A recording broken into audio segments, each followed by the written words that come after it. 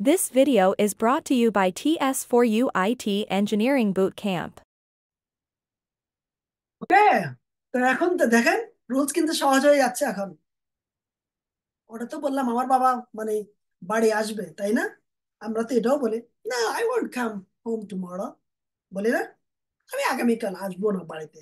তাহলে কি আমরা ভাষা বলতে গেলে আমরা হা বলি, না বলি। এটা হচ্ছিল নায়ের রুলস। দেখেন রুলসের সাথে মিল কিন্তু, এটা কিন্তু স্পেশাল টেকনিক। না, আমি যাব না। ওল্ড প্রেজেন্ট ফর্ম, কোনো পরিবর্তন নাই। ল না, এখানে পরিবর্তন আছে। ডিডেন্ট প্রেজেন্ট ফর্ম, আগেরটার সাথে এটা পরিবর্তন আছে কিন্তু। আমি গেলাম না, আমি খাইতেছিলাম না, আমি খাইতেছি না, আমি খাই নাই, আমি খাই না। তো দেখেন এখানে কিন্তু আমি পরিবর্তন করি না, আপনি সেম জিনিস সেম ভাবে 700 বার পড়বেন। পড়ার পরে আপনি পরবর্তী স্লাইডে যাবেন, ঠিক আছে? তাহলে কি হবে?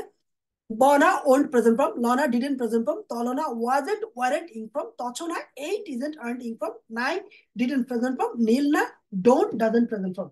That's it. 700 বার পড়বেন, আর কিচ্ছু করতে হবে না। এটা পড়া ছাড়া কিন্তু বাক্য বানাতে যাবেন না, কোনো কাজ হবে না। এটা যখন পড়া শেষ হবে তখন আপনি এখানে চলে আসবেন। দেখেন এই যে এখন কাজ শুরু হয়েছে। দেখেন, আপনি যদি দেখেন আমার বাবা ভাত খাবে না, এগেন আপনারা ওটা দেখিনি, আমি এটা দিয়ে বলি, হ্যাঁ। ধরেন আমি আমার বাবা দিয়ে বলি, তাই তো? এই যে আমি আমার বাবা দিয়ে বলি, অথবা মানে সে দিয়ে বলি। সে ইংরেজি বলবে না, হি ওন্ট স্পিক ইংলিশ। সে ইংরেজি বললো না, হি ডিডেন্ট স্পিক ইংলিশ। সে ইংরেজি বলতে ছিল না, হি ওয়াজন্ট স্পিকিং ইংলিশ। সে ইংরেজি বলতেছে না, হি ইজন্ট স্পিকিং ইংলিশ। সে ইংরেজি বলে নাই, হি ডিডেন্ট স্পিক ইংলিশ। সে ইংরেজি বলে না, he does not speak English. এখন বলি এখানে ডোন্ট হয় অনেকের সাথে, ডাজ নট হয় একজনের সাথে। আমি আপনাকে প্রবলেম মানে প্রবলেম মানে কিভাবে ব্যবহার করতে বলে দিলাম, কিন্তু আপনি এইভাবে ইংরেজি পারবেন না। কিভাবে পারবেন? আবার আপনাকে মানে একটা একটা সাবজেক্ট নিতে হবে, একটা ভার্ব নিতে হবে, পুরোটাই আপনাকে 50টা করে সলভ করতে হবে। 50টা করে 10টা যদি নেন, 50টা যদি সলভ করেন, 500টা আপনি কি টেন্স সলভ করে ফেলছেন, ঠিক আছে?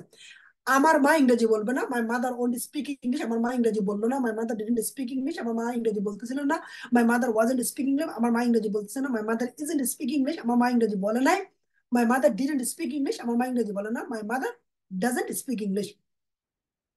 সে ইংরেজি বলবে না, হি ওন্ট স্পিক ইংলিশ। সে ইংরেজি বললো না, হি ডিডন্ট স্পিক ইংলিশ। সে ইংরেজি বলতেছিল না, হি ওয়াজন্ট স্পিকিং ইংলিশ। হি ইংরেজি বলে না, হি ইজন্ট স্পিকিং ইংলিশ। সে ইংরেজি বলে নাই, হি ডিডন্ট স্পিক ইংলিশ। সে ইংরেজি বলে না, হি ডাজন্ট স্পিক ইংলিশ।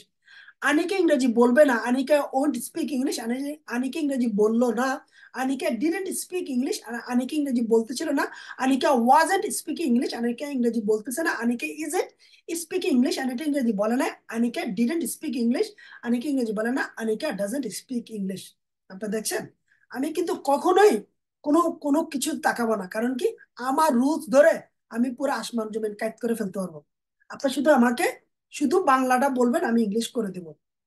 আমি কোনো মুখস্থ করে নাই, কোনো কিছু পড়িনি, শুধু আমাকে বলবেন, শুধু আমাকে আপনি শুধু টেস্টটা দিবেন, আমি এটাকে পুরোটাই করে ফেলবো। এদিক ওদিক ব্রেক করবেন, কোনো কাজ হবে না। তখন কি আপনি মুখস্থ করার চেষ্টা করবেন, মানে এটাকে প্র্যাকটিস করার চেষ্টা করেন না।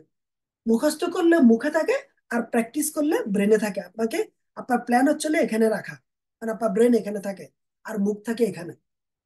ব্রেন থেকে মুখে এসে আউটপুট দিন, কিন্তু ব্রেনে আপনাকে ইনপুটটা নিতে হবে। গুড। তারপর বলতে তারপর হলো তারা ঢাকা যাবে না, they won't go to Dhaka. তারা ঢাকায় গেল না, they didn't go to Dhaka. তারা ঢাকা যাইতেছিল না, they weren't going to Dhaka. তারা ঢাকা যাইতেছে না, they aren't going to Dhaka. তারা ঢাকা যায় নাই, they didn't go to Dhaka. তারা ঢাকা যায় না, they don't go to Dhaka.